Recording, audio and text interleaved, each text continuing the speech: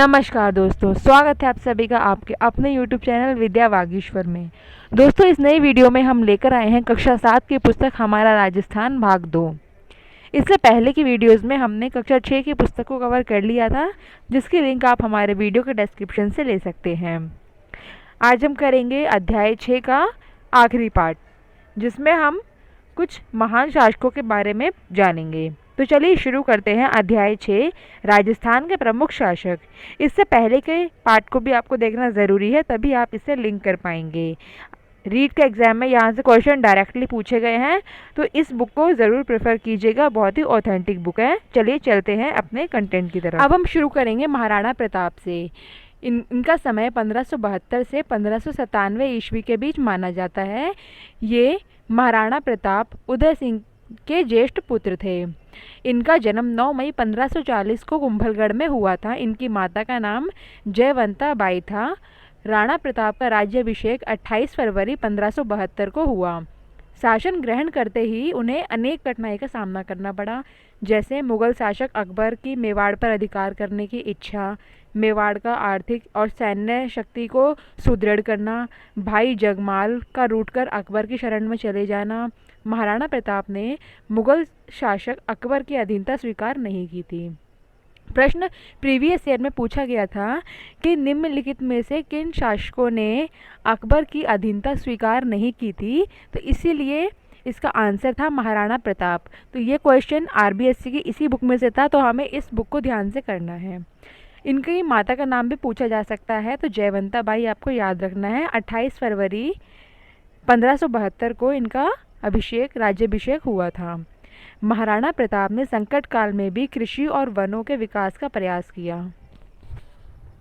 इन विषयों पर विश्व वल्लभ जैसी पुस्तक भी लिखवाई। उन्होंने मानवाधिकारों का हमेशा पोषण किया। महाराणा प्रताप अपनी वीरता और युद्ध कला के लिए जाने जाते हैं। उन्होंने अपने व्यक्तित्व से मेवाड़ के प्रत्येक व्यक्ति को मातृभूमि की स्वतंत्रता के लिए सब कुछ न्यौछावर कर देने वाला महान योद्धा बना दिया। तो हमें महाराणा प्रताप को अच्छे से याद रखना है कि इनकी माता का नाम क्या था, जयवंता बाई, और इनका राज्याभिषेक कब हुआ, और कौन से ऐसे शासक थे जिन्होंने अकबर की अधीनता स्वीकार नहीं की थी। तो इसका आंसर होगा महाराणा प्रताप। और विश्व वल्लभ जैसी पुस्तक भी इन्होंने लिखवाई थी, और ये एक महान योद्धा थे जिन्होंने मातृभूमि के लिए सब कुछ न्यौछावर कर दिया था। अब हम बात करेंगे महाराजा राय सिंह के बारे में। इनका समयकाल 1574 से 1612 ईस्वी के बीच माना जाता है। बीकानेर के राव कल्याण मल के बड़े पुत्र राय सिंह का जन्म 20 जुलाई 1541 को हुआ था। इनके पिता का नाम था राव कल्याणमल। राय सिंह ने अपने रण कौशल से गुजरात, काबुल, कांधार और दक्षिणी भारत के अभियानों को सफल बनाया। ये अपनी दानशीलता के लिए प्रसिद्ध थे। इसी खूबी के कारण उन्हें राजपुताने का कर्ण भी कहते हैं। ये प्रश्न इस बार पूछा जा सकता है, क्योंकि ये इस चैप्टर का लास्ट का क्वेश्चन भी है, और इसके साथ का क्वेश्चन प्रीवियस ईयर में पूछा गया है। तो आपको याद रखना है, राजपुताने का कर्ण किसे कहते हैं, महाराजा राय सिंह को। जिस प्रकार कर्ण अपनी दानशीलता के लिए प्रसिद्ध थे, उसी प्रकार राजपुताने का कर्ण महाराजा राय सिंह को कहा जाता है। राय सिंह ने बीकानेर के सुदृढ़ जूनागढ़ दुर्ग का निर्माण करवाया। इन्होंने किले के भीतर एक प्रशस्ति भी लिखवाई, जिसे राय सिंह प्रशस्ति कहते हैं। प्रशस्ति अर्थात अपनी प्रशंसा में लिखवाई जाने वाली वह कृति होती है जिसमें राजा अपने कार्यों का वर्णन करते हैं, और जो उनके दरबारी कवि आदि होते हैं वह प्रशस्तियाँ लिखते हैं। ये प्रशस्तियाँ शिलाओं पर और रचनाओं के रूप में लिखवाई जाती हैं। विद्यानुरागी महाराजा राय सिंह ने राय सिंह महोत्सव और ज्योतिष रत्नमाला जैसे ग्रंथों की रचना की। तो हमें इनकी रचनाएं भी याद रखनी है। राय सिंह महोत्सव जो इनके नाम से मिलती है, और ज्योतिष रत्नमाला ये ज्योतिष के भी ज्ञाता थे, इसीलिए इन्होंने ये 2 ग्रंथ की रचना करी। महाराजा राय सिंह हमें याद रखना है। चलिए आगे चलते हैं। अब हम बात करेंगे मिर्जा राजा जयसिंह के बारे में। कछवाहा वंश के जयसिंह 1621 ईस्वी में आमेर की राजगद्दी पर बैठे। जयसिंह ने मुगल बादशाह जहांगीर, शाहजहां और औरंगजेब के विभिन्न सैनिक अभियानों में उत्तरदायित्व का निर्वहन किया। आमेर का शासन संभालते ही जहांगीर ने उन्हें सर्वप्रथम अहमदनगर के मलिक अंबर के विरुद्ध अभियान में भेजा। तो ये मुख्य रूप से मुगलों की अधीनता स्वीकार कर चुके थे और ये उनका कार्य करते थे। तो जहांगीर ने सबसे पहले इनको अहमदनगर के मलिक अंबर के विरुद्ध अभियान में भेजा था। शाहजहां ने 1639 ईस्वी में जय सिंह को मिर्जा राजा की उपाधि से विभूषित किया। ये प्रश्न पूछा जा सकता है कि मिर्जा राजा की उपाधि से मिर्जा राजा जय सिंह को किसने विभूषित किया, किसने ये उपाधि दी? तो इसका आंसर होगा जो अभी हमने पढ़ा, शाहजहां ने 1639 में। औरंगजेब ने जय सिंह को दक्षिण भारत में शिवाजी के विरुद्ध भेजा था।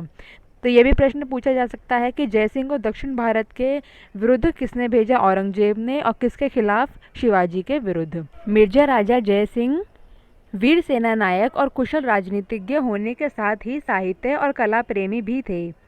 मिर्जा राजा जयसिंह के राजकवि बिहारी ने 1662 में बिहारी सतसई की रचना की। जयसिंह के अन्य दरबारी राम कवि ने जयसिंह चरित्र की रचना की थी।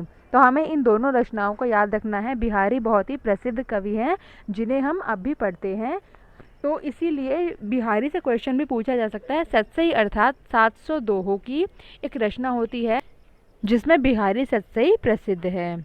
जयसिंह के अन्य दरबारी कवि राम कवि ने जयसिंह चरित्र की रचना की थी। चलिए अब हम और शासकों के बारे में जानते हैं। अब हम बात करेंगे महाराजा जसवंत सिंह के बारे में। जसवंत सिंह का जन्म दिसंबर 1626 में बुरहानपुर में हुआ था। पिता गज सिंह की मृत्यु के पश्चात जसवंत सिंह का राज्याभिषेक किया गया। मुगल बादशाह शाहजहां ने जसवंत सिंह को महाराजा की उपाधि दी।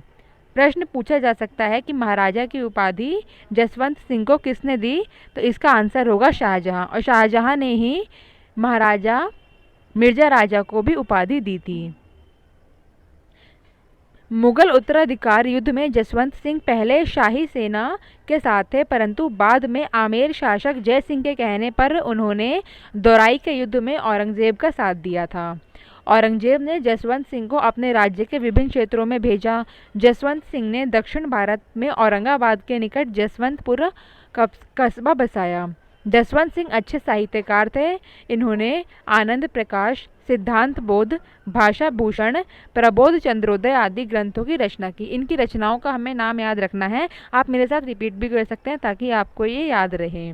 आनंद प्रकाश, सिद्धांत बोध, भाषा भूषण, प्रबोध चंद्रोदय।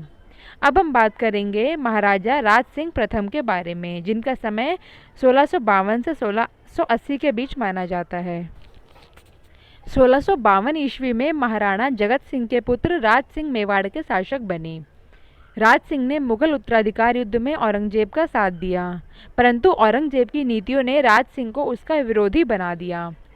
औरंगजेब के कारण व्रज से गोवर्धन नाथ श्रीनाथ जी की मूर्ति को लेकर आए गोस्वामी भक्तों को राज सिंह ने शरण दी। सिंघाड़ नाथ द्वारा में श्रीनाथ जी की मूर्ति और द्वारकाधीश की मूर्ति कांकरौली राजसमंद में स्थापित कर वहां मंदिर का निर्माण कराया गया। उदयपुर में अम्बा माता का मंदिर और अनेक जल स्रोत बनवाए। कांकरौली में राजसमंद झील बनवाई और अपनी कलात्मकता के लिए ये प्रसिद्ध है। इसी झील पर रणछोड़ भट्ट द्वारा संस्कृत भाषा में लिखित प्रशस्ति को 25 शिलाओं पर खुदवाया गया। इसे राज प्रशस्ति का नाम दिया गया। यह देश का सबसे बड़ा शिलालेख है। ये प्रश्न पूछा जा सकता है, देश का सबसे बड़ा शिलालेख कौन सा है? इसका आंसर होगा राज प्रशस्ति, जो महाराजा राज सिंह प्रथम द्वारा करवाई गई। इन्होंने कई सारे और भी कार्य करवाए जिसको आपको ध्यान रखना है। अब हम बात करेंगे सबसे महत्वपूर्ण शासक सवाई जयसिंह के बारे में। तो चलिए इनके बारे में हम जानते हैं। सवाई जयसिंह। जयसिंह का जन्म 1688 में हुआ। अपने पिता की मृत्यु के पश्चात अल्पायु में 1699 ईस्वी में राजगद्दी पर बैठे। सवाई जयसिंह का अधिकांश समय राज्य के बाहर सैनिक अभियानों, मुगल राजनीति और मालवा के मराठों के प्रसार को रोकने में पूरा हुआ। औरंगजेब ने जयसिंह को सवाई की उपाधि दी थी। तो हमें याद रखना है, सवाई जयसिंह को सवाई की उपाधि औरंगजेब ने दी थी। राजस्थान के इतिहास में सवाई जयसिंह की गणना महान शासक, सेनापति, विद्वान, आश्रयदाता और नक्षत्र और गणित विद्या के ज्ञाता के रूप में की जाती है। अनेक विद्याओं के धनी सवाई जयसिंह कछवाहा राजवंश के सवाई जयसिंह ने आमेर के स्थान पर जयपुर को राजधानी बनाया, अर्थात सवाई जयसिंह से पहले राजस्थान की राजधानी आमेर थी, जो बाद में जयपुर बनाई गई। सवाई जयसिंह ने 1725 ईस्वी में नक्षत्रों की गति की गणना करने के लिए एक शुद्ध सारणी का निर्माण करवाया, जिसका नाम तत्कालीन मुगल बादशाह के नाम पर जीज ए मोहम्मद शाही रखा। तो हमें याद रखना है, जीज ए मोहम्मद शाही का संबंध किससे है? एक सारणी से, जो नक्षत्रों की गति की गणना से संबंधित है। सवाई जयसिंह के समय में ज्योतिष विद्या पर जयसिंह कारिका नामक ग्रंथ लिखा गया। तो जयसिंह कारिका ग्रंथ भी हमें याद रखना है। ज्योतिष यंत्रों पर अनेक ग्रंथ भी इसी दौरान लिखे गए, जिसमें सिद्धांत सम्राट, यंत्र राज आदि प्रमुख हैं। सवाई जयसिंह ने ज्योतिष के अध्ययन के लिए जंतर मंतर नाम से 5 वैद्यशाला बनवाई। जंतर मंतर बहुत इंपॉर्टेंट है, ये सवाई जयसिंह ने इनका निर्माण करवाया था और भारत में 5 स्थानों पर इसका निर्माण करवाया गया था। सबसे पहले जयपुर में, दिल्ली में, मथुरा में, बनारस और उज्जैन, इन 5 जगहों पर जंतर मंतर बनाए गए थे, जो नक्षत्रों की गणना करने के लिए बहुत ही सटीक थे। सबसे बड़ी जो वैद्यशाला थी ये जयपुर में बनाई गई थी जंतर मंतर की। चलिए आगे चलते हैं। अब हम जानेंगे महाराजा सूरजमल के बारे में। इनका समय 1755 से 1763 माना जाता है। इसके बाद हम कुछ शब्दावली और प्रश्नोत्तर करेंगे। महाराजा सूरजमल भरतपुर के शासक थे। इनके पिता बदन सिंह ने अपनी अस्वस्थता के कारण अपना राजपाट इन्हें सौंपा था। जब मुगल साम्राज्य और अन्य राज्य अवनीति की ओर जा रहे थे, अवनीति मतलब जब उनका पतन हो रहा था, तब मुगलों, मराठों और राजपूतों से गठबंधन का शिकार हुए बिना ही सूरजमल ने अपनी योग्यता से भरतपुर राज्य का विस्तार किया। मतलब ये बहुत ही शक्तिशाली और पराक्रमी थे। गाजियाबाद, रोहतक, झज्जर, आगरा, धौलपुर, मैनपुरी, हाथरस, बनारस, फर्रुखनगर इलाके इन्होंने जीत लिए। सूरजमल वीर सेना नायक, चतुर कूटनीतिज्ञ और कला प्रेमी के साथ एक मानवीय दृष्टिकोण वाले शासक थे। पानीपत के तीसरे युद्ध के पश्चात इन्होंने मराठा शरणार्थियों को अपने राज्य में संरक्षण दिया। आप हमें कमेंट करके बताएंगे कि पानीपत का पहला, दूसरा और तीसरा युद्ध किसके साथ लड़ा गया था। कला मर्मज्ञ के रूप में अपने प्रभुत्व वाले क्षेत्रों में किले व महल बनवाए। इन्होंने अपने राज्य में साहित्यकारों को संरक्षण दिया। कविवर सूदन, अखेराम गर्ग जैसे विद्वान उनके दरबार में शोभा बढ़ाते थे। चलिए अब हम करेंगे कुछ शब्दावली। सबसे पहले हम बात करेंगे, शब्द है विद्यानुरागी, जो विद्या में अनुराग रखता हो, अर्थात विद्या में रुचि रखने वाला व्यक्ति। मर्मज्ञ, जो मर्म का ज्ञाता हो, अर्थात ज्ञानी। अवनीति का अर्थ होता है पतन होना, जिसे हमने अभी डिस्कस किया था। अब हम इस अध्याय के प्रश्न करेंगे।